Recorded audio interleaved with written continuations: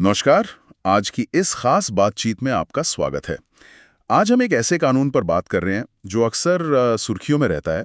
भारत का narcotic drugs and psychotropic substance act 1985 यानी NDPS act. ये कानून नशीली दवाओं के मामलों में आप जानते हैं बहुत सख्त माना जाता है। पर हम आज उन अदालती फैसलों पर गौर करेंगे जिन्होंने इस सख्ती के बीच अभियुक्तों के अधिकारों पर जोर दिया है। हमारी ये बातचीत कुछ स्रोतों पर आधारित है जिनमें एनडीपीएस एक्ट से जुड़े कई अहम अदालती फैसलों का विश्लेषण किया गया है, खासकर वो फैसले जो अभियुक्तों के पक्ष में गए। तो आज हम ये समझने की कोशिश करेंगे कि कैसे अदालतों ने प्रक्रिया, सबूत और मौलिक अधिकारों जैसे पहलुओं पर ध्यान देकर इस सख्त कानून के तहत भी इंसाफ के तराजू को संतुलित करने की कोशिश की है। ठीक है, चलिए शुरू करते हैं। बिल्कुल। और ये देखना वाकई दिलचस्प है कि कैसे हमारी न्यायपालिका इस सख्त कानून के दायरे में रहते हुए भी व्यक्तिगत स्वतंत्रता और निष्पक्ष सुनवाई के सिद्धांतों को बचाने की कोशिश कर रही है। ये एक बहुत महीन संतुलन साधने जैसा है, सच में। तो सबसे पहले उस फैसले की बात करते हैं जिसने कहते हैं कि एनडीपीएस मामलों में तस्वीर ही बदल दी। तूफान सिंह बनाम तमिलनाडु राज्य, ये साल 2020 का मामला है। ऐसा क्या खास था इसमें, ये इतना बड़ा क्यों माना जाता है? हाँ, ये मामला वाकई एक मील का पत्थर है। यहाँ ये वाकई दिलचस्प हो जाता है। सुप्रीम कोर्ट ने इसमें 2-1 के बहुमत से एक बहुत अहम बात कही। उन्होंने कहा कि एनडीपीएस एक्ट की धारा 67 के तहत अगर कोई व्यक्ति एनडीपीएस अधिकारी के सामने, जैसे एनसीबी या पुलिस के स्पेशल ऑफिसर होते हैं, उनके सामने कोई गुनाह कबूल करता है तो उस बयान को अदालत में सबूत के तौर पर इस्तेमाल नहीं किया जा सकता। अरे, मतलब सिर्फ किसी के एनडीपीएस अफसर के सामने हाँ मैंने किया कह देने भर से उसे दोषी नहीं ठहराया जा सकता है। इसका असली मतलब तो ये हुआ कि अब सिर्फ बयान से काम नहीं चलेगा, अधिकारियों को पक्का सबूत लाना ही होगा। बिल्कुल सही समझे आप, एकदम यही। कोर्ट ने साफ कहा कि ये एनडीपीएस अधिकारी जो हैं वो भारतीय साक्ष्य अधिनियम यानी इंडियन एविडेंस एक्ट की धारा 25 के तहत पुलिस अधिकारी ही माने जाएंगे। और कानून ये कहता है कि पुलिस को दिया गया एक बालिया बयान वो सबूत नहीं होता। कोर्ट ने ये भी माना कि ऐसे बयानों को सबूत मानना संविधान के अनुच्छेद 20(3) यानी खुद के खिलाफ गवाही ना देने का अधिकार। जी हाँ, बिल्कुल। और अनुच्छेद 21 जो जीवन और व्यक्तिगत स्वतंत्रता का अधिकार देता है, उसका भी उल्लंघन होगा। तूफान सिंह से पहले आप देखिए, इन बयानों का बहुत इस्तेमाल होता था और कई बार ये आरोप भी लगते थे कि ये दबाव में लिए गए हैं। अक्सर खासकर कमजोर मामलों में यही बयान सजा का मुख्य आधार बन जाते थे। इंडिपेंडेंट सबूतों पर निर्भर रहना पड़ता है, जैसे मौके से बरामद हुई ड्रग्स, उसकी फोरेंसिक जांच रिपोर्ट, गवाहों के बयान, या फिर अगर किसी ने जुर्म कबूल किया भी है तो वो बयान मजिस्ट्रेट के सामने दर्ज होना चाहिए, जैसा कि क्रिमिनल प्रोसीजर कोड सीआरपीसी की धारा 164 में बताया गया है। तूफान सिंह फैसले से यकीनन बचाव पक्ष को मजबूती मिली है।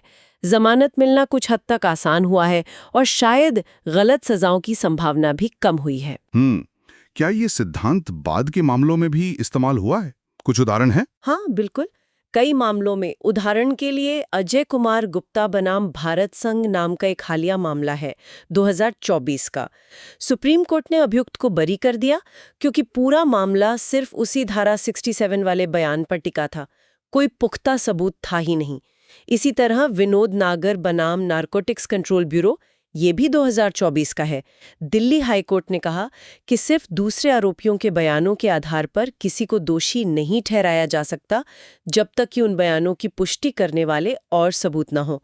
तो ये साफ है कि अब सिर्फ बयान काफी नहीं है। अच्छा, तो बयान का आधार तो अब पहले जैसा मजबूत नहीं रहा, ये तो समझ आ गया। लेकिन मान लीजिए पुलिस ने ड्रग्स पकड़ी भी, पर जो प्रक्रिया अपनानी चाहिए थी उसमें कोई गड़बड़ कर दी, तब क्या होता है? एनडीपीएस एक्ट में तो तलाशी, जब्ती, रिपोर्टिंग वगैरह के कई नियम हैं। क्या वो बस खानापुरी हैं या उनका भी महत्व है? में बताई गई प्रक्रियाओं का सख्ती से पालन होना चाहिए। जैसे एक्ट की धारा 50 है, वो कहती है कि अगर किसी व्यक्ति की तलाशी लेनी है तो उसे अधिकार है कि वो चाहे तो तलाशी किसी मैजिस्ट्रेट या गैजेटेड ऑफिसर के सामने करवा सकता है। ये एक बहुत महत्वपूर्ण सुरक्षा कवच है अभियुक्त के लिए। इसी तरह धारा 52 है जो जब्त किए गए सामान को कैसे हैंडल करना है, कैसे सील करना है, कैसे उसका रिकॉर्ड रखना है, इसके बारे में बताती है। और धारा 57 कहती है कि गिरफ्तारी या जब्ती करने वाले अफसर को 48 घंटे के अंदर अपने सीनियर अफसर को पूरी रिपोर्ट देनी होती है। और अगर इन प्रक्रियाओं का पालन ना हो तो मतलब अगर अफसर भूल गया रिपोर्ट देना या तलाशी का अधिकार नहीं बताया। तो इसका नतीजा बहुत गंभीर हो सकता है अभियोजन पक्ष के लिए। केस खराब हो सकता है पूरा। यूसुफ बनाम राज्य का मामला है 2023 का।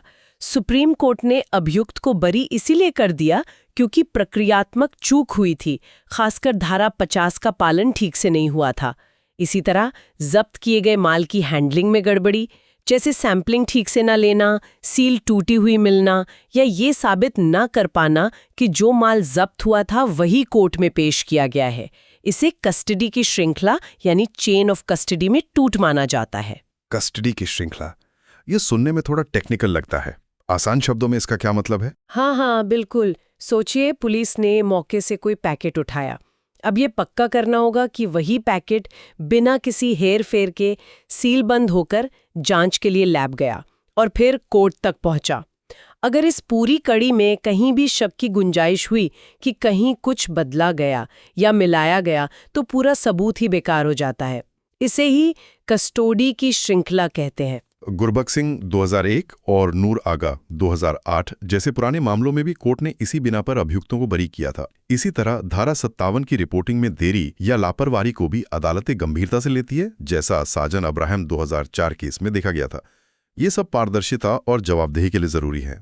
अच्छा, गाड़ी की तलाशी के बारे में भी कुछ खास नियम है क्या? अक्सर खबरें आती हैं कि गाड़ी से ड्रग्स मिली। हाँ, ये भी एक अहम नुक्ता है। बूटा सिंह बनाम हरियाणा राज्य 2021 में सुप्रीम कोर्ट ने साफ किया कि किसी की प्राइवेट गाड़ी मतलब कार या स्कूटर वो एक्ट की धारा 43 के तहत सार्वजनिक स्थान यानी पब्लिक प्लेस नहीं मानी जाएगी। इसका मतलब यह है कि गाड़ी की तलाशी के लिए पुलिस को धारा 42 की प्रक्रियाएं पूरी करनी होंगी, जैसे तलाशी का कारण दर्ज करना या अगर संभव हो तो वारंट लेना। अगर ऐसा नहीं किया गया तो तलाशी अवैध मानी जा सकती है और उससे मिला सबूत भी बेकार हो सकता है। एक और दिलचस्प बात मोहन लाल बनाम पंजाब राज्य 2018 मामले से सामने आई थी। कोर्ट ने कहा कि अगर एक ही पुलिस वाला मुखबिर है यानी जिसने सूचना दी और वही जांच अधिकारी इन्वेस्टिगेटिंग ऑफिसर भी बन जाए तो इससे निष्पक्ष जांच पर सवाल उठ सकता है। मतलब हितों का टकराव हो सकता है कि वो अपनी ही सूचना को सही साबित करने की कोशिश करें। बिल्कुल, हो सकता है कि वो अपनी सूचना को सही साबित करने के लिए झुकाव रखे। हालांकि बाद में मुकेश बनाम राज्य दिल्ली 2018 में एक बड़ी बेंच ने ये साफ किया कि सिर्फ इस वजह से केस अपने आप खत्म नहीं हो जाता।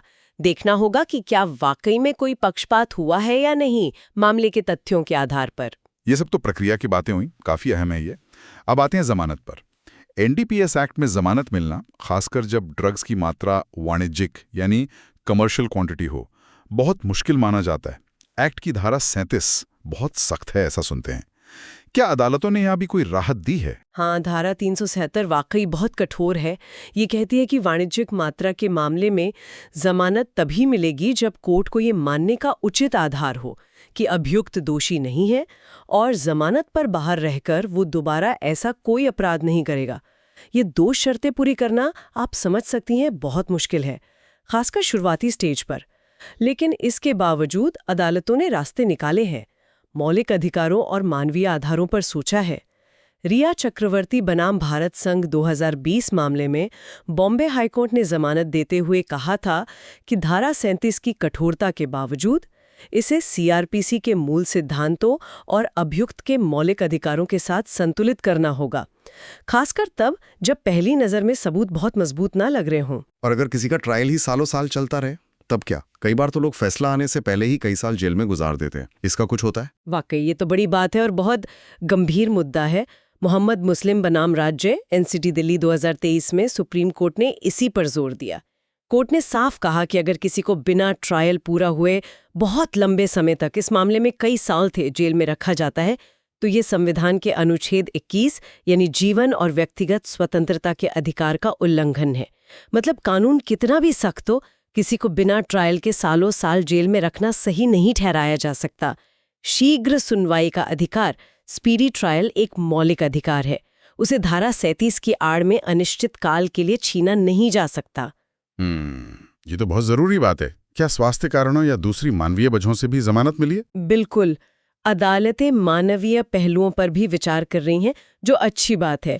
जैसे देवाराम बनाम राजस्थान राज्य 2023 में एक व्यक्ति को 6 साल से ज्यादा जेल में रहने के बाद जमानत दी गई क्योंकि ट्रायल जल्दी खत्म होने के आसार नहीं थे।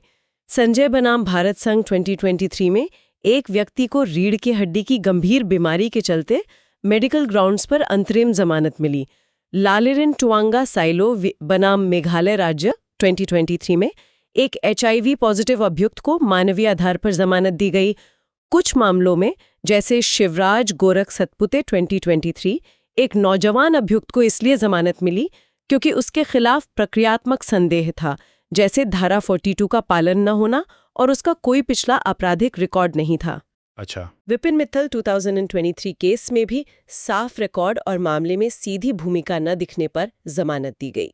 और एक और बात, यूनियन ऑफ इंडिया बनाम मोहम्मद नवाज खान 2021 मामले ने धारा 37 की विश्वास करने के उचित आधार वाली शर्त को थोड़ा और स्पष्ट किया। कोर्ट ने कहा कि इसका मतलब ये नहीं कि जज को पूरी तरह यकीन हो जाए कि आदमी निर्दोष है, नहीं, बल्कि पहली नज़र में ये लगना चाहिए कि अभियोजन पक्ष का केस शायद उतना मजबूत नहीं है, उसमें कमजोरियां हैं। इस व्याख्या से भी कमजोर सबूत वाले मामलों में जमानत मिलने की गुंजाइश बनी है। अच्छा, कुछ और तरह के मामलों पर भी बात कर लेते हैं संक्षेप में। जैसे प्राकृतिक चीजें होती हैं, भांग की पत्तियां या मैजिक मशरूम, क्या इन पर भी कोई नई समझ बनी है कोर्ट की? हाँ, ये भी एक दिलचस्प सवाल है और इस पर भी हाल में स्पष्टता आई है। एस मोहन बनाम राज्य 2024 मामले में कोर्ट ने ये साफ किया कि सिर्फ इसलिए कि कोई चीज़ प्राकृतिक है, वो अपने आप NDPS एक्ट के तहत गैर कानूनी नहीं हो जाती। ज़रूरी ये है कि या तो उसमें कोई ऐसा नशीला पदार्थ, साइकोट्रोपिक सब्सटेंस हो जो एक्ट में प्रतिबंधित है, जैसे भांग के मामले में THC या मैजिक मशरूम में साइलोसाइबिन, और वो व्यावसायिक मात्रा में हो, या फिर उस पौधे का वो खास हिस्सा एक्ट में स्पष्ट रूप से प्रतिबंधित हो, जैसे भांग के फूल या राल, जिसे चरस या गांजा कहते हैं। भांग की पत्तियां और बीज उदाहरण के लिए एक्ट में गांजा या चरस से अलग माने जाते हैं और उन पर प्रतिबंध अलग तरह का है। तो ये कानून की व्याख्या में एक बारीक लेकिन महत्वपूर्ण अंतर है। संक्षेप में बताएं तो बरी होने के और क्या मुख्य कारण रहे इन मामलों में, जैसा हमारे स्रोतों में बताया गया है, मतलब सबूतों की कमी के अलावा? सबूतों की कमी ही सबसे बड़ा कारण है, लेकिन उसके अलग अलग पहलू हैं, जैसे लिंक एविडेंस का न होना।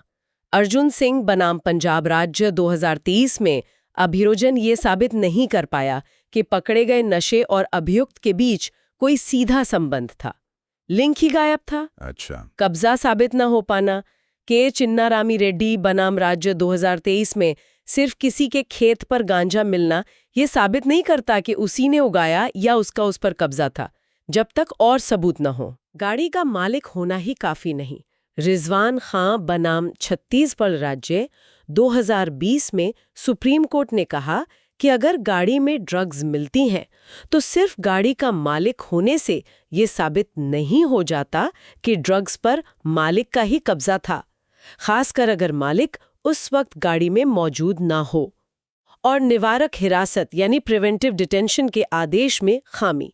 केवल कृष्ण बनाम गृह विभाग JNK 2023 में NDPS एक्ट के तहत जारी निवारक हिरासत के आदेश को इसलिए रद्द कर दिया गया क्योंकि वो अस्पष्ट वेग रिपोर्टों पर आधारित था। इन सभी मामलों में मूल बात यही है कि शक का फायदा अभियुक्त को मिला क्योंकि अभियोजन अपना केस बिना किसी संदेह के साबित नहीं कर पाया। Reasonable doubt. तो इन सभी फैसलों को एक साथ देखें तो इसका क्या मतलब निकलता है? हम क्या सीख सकते हैं इससे?